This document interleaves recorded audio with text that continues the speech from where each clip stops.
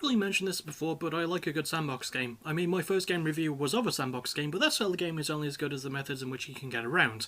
Luckily, that's something you don't really have to worry about with today's game. Just Cause 4, developed by Avalanche and published by Square Enix, is the fourth game in the series and my first since 3. I did initially avoid these games at first as I saw them as too similar to GTA, and I don't like GTA much, but I love Just Cause 3 and, well, you'll soon find out my thoughts, feelings and experiences about Just Cause 4 as I get on with the review, so I'd best get on with it because this has been quite a while in the making, so let's just take a crack at it. If you've played literally any Just Cause game, then you would know that the game is set in a fictional tropical island state taken over by a ruthlessly handsome dictator in a suit. But if you have something that works in a game series, why deviate from it? This one is set in Solis, a fictional South American locale, and I have to admit it's a damn good looking place. Honestly, if we weren't just now getting out of the pandemic woods, and if I weren't so bad with travel in general, I would probably go there. Maybe. But even then, maybe I shouldn't. Turns out Solis is being overthrown by the Black Hand, a private army with a surprising amount of sway. And as series hero Rico Rodriguez, you do what he always does, which is go to exotic looking places, overthrow the regime, and look damn good while doing both of those things. The Black Hand do have history with the game series, but holy fuck did they get around. The only game they won in was Just Cause 2,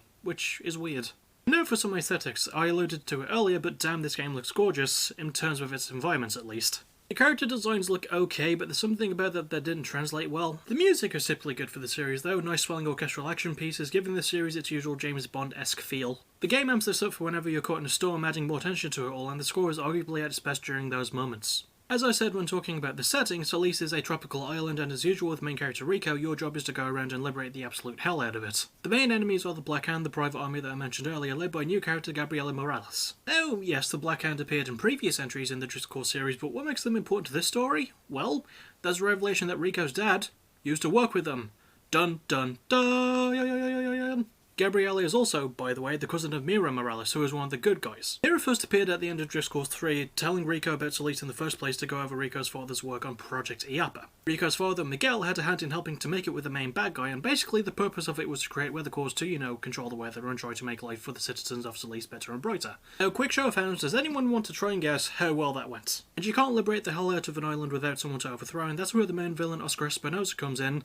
Sort of. He appears at the start of the game for a bit, explains his evil plan, and you don't see him until the final boss fight. Of course, by that point you will have liberated Solis bit by bit, taking down Black Hand plans by blowing up those plans, then vacuuming up the ashes of those plans, and of course you've got to look good doing it. As usual for my reviews, I went over a lot of the characters in the story section, but let's try and bring them up individually. Rico goes through a unique arc discovering his family lineage and what his father had to do with Project Iapa. Mira and Gabriela as characters have a decent enough relationship despite being on opposite alignments, and Gabriela even comes around by the end to help her cousin and the other members of the Army of Chaos. Which works now that, you know, Gabriela's boss is kinda dead. Small aside about the Army of Chaos, they are sort of like the liberation group that Rico sets up with Mira. I don't mention that in the scripts, but I'm just saying it now so no one gets on my nerves about it.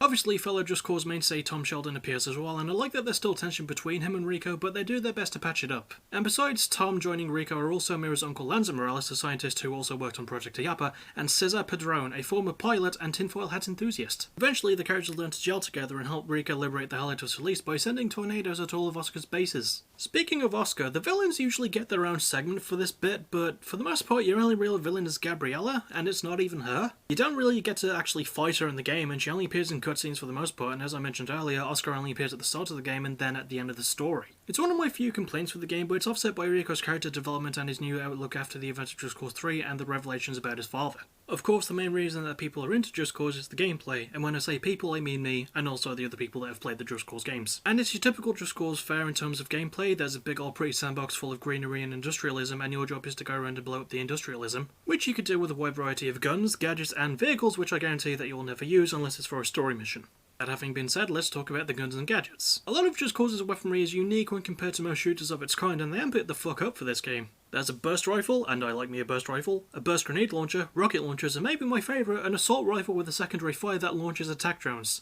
Yes please, yes please. Oh, and by the way, Just Cause 4 is the first in the series to utilise a secondary fire, making for a lot of options to murder bad guys. But if there's one gameplay staple of Just Cause that's always fun to see, it's the grappling hook. It's a lot of fun to use to travel and makes for a fun time combined with a wingsuit, even during bad weather conditions, which really spice things up. It even steps things up by letting you customise it further, adding thrusters and parachutes to things. It's something I've always loved about the Just Cause games, well, the two I've played, and the fact that you can switch loadouts opens up a lot of doors to creativity. If I'm being honest, Just Cause 4 is a fun game. I know that could be said about any of them probably, but not a lot of people were fans of this one. I've only played this and 3, and sadly 4 doesn't have David Tennant in it, which is a massive downgrade in my opinion. That aside, while I've said the game's graphics are gorgeous, that's more true of the world than the characters. The cutscenes show a lot of cracks in their designs, making them difficult to watch at times. There's also the fact that the main villain is barely in the story, even if his death at the end is actually just a really fun scene. But in a way, the story isn't really about him. He barely has involvement in the plot, and Gabrielle is a more complex character than he is anyway. I would have preferred her as the main bad guy if I'm being honest, but I like where her story went. I also like how liberating areas actually helps progress the story rather than being the right side thing like they were in 3 and I can only assume in 2 and 1 as well. The characters are fun, as you would expect. Cesar is a brilliantly mental person, Mira is likeable, Tom Sheldon is always fun, but this game really is the Rico Rodriguez show, and what a show it is. The dude gets some good development that sort of drives the plot as he discovers more about his past, even if a lot around the story feels empty because, again, the main bad guy barely shows up. Also, to round out this paragraph, my voice acting MVP goes to Rico, but Gabriella's actress is a very close second. The game gets an overall score of 8 out of 10. Just Cause games are fun gameplay-wise, and this one is no exception. The weapon choices and creative gadgets are brilliant, and it's still as fun as ever to grapple and glide your way through the beautifully lit world. The game's story isn't bad either, even though it's just a one-man show, but the gameplay missions do service it, which is a nice touch. It's got good voice acting and fun characters, and even if others may disagree about this opinion, I don't think it's a bad place to start getting into the series. So that will about do it for this review. I just hope I'm able to edit it without my editing thing being an arsehole.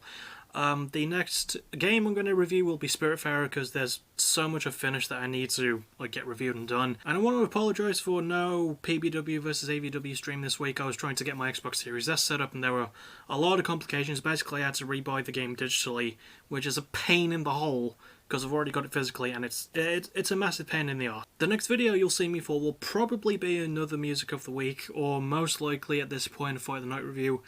And at some point next week there's probably going to be the backtracking episode, or the very brief history of Motion at some point, and then the full episode at some point after that. So, yeah, going to be busy, to say the least, and I don't really have a lot else to say.